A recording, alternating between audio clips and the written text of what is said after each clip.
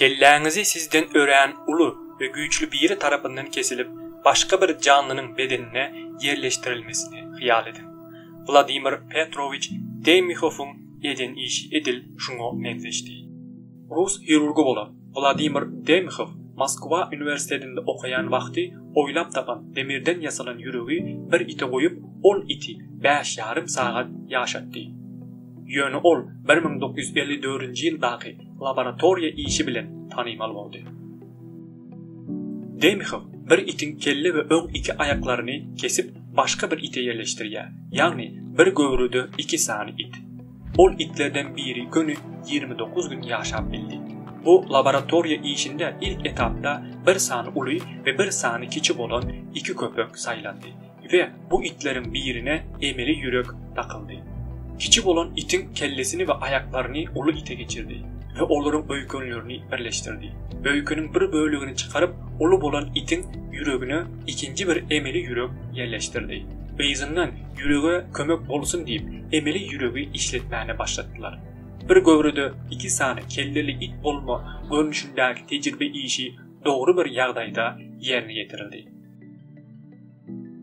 Ol itler aýry-aýry iýmitlenip bir-birleri bilen oýnap bilýärdiler. Ýöne Vladimir Demikhov'un bilmeýän bir zady bardy. Organ transport edilen bedende immunitet goşaýardy. Ol iki kelleli itler diňe 29 gün ýaşap bildiler. Vladimir Demikhov'un bu pikri başka işlerin ýolunu açdy. 1970-nji ýylda Amerikaly hirurg Robert White bolsa ilkinji gezek bir maymunun kellesini başka bir maymuna yerleştirdi. Ýöne bu maymun 9 gün ýaşap bildi.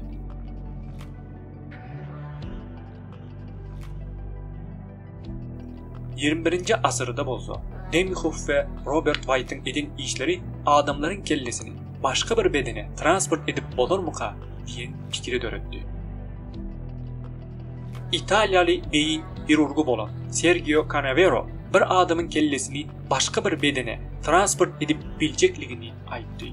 Bu operasiýa üçin meýletin bolan ilk adam Valery Spiridonov boldy. Operasiýa işi 2017-nji ýylyň dekabr aýynda boljakdy. Ýöne Valery Spiridonov bu operasiýadan boyun gaçyrdy. Onuň aýtmagyna görä, eger maňa doktor 98% ýaşap biljekligimi garanti beren bolsady, men operasiýaga girerdim diýip geçdi. İtalyaly hirurg Sergio Canavero Spiridonovdan soňra başka bir meýletin bolan Xitayly bir adam bilen ylalaşyga gelenligini aýtdy. Ýöne entäk bu operasiýada bolmady. Sizin pikiriňizçe Sergio Canavero'nun pikiri amala aşarmy? Pikirlerinizi tesbirde yazın.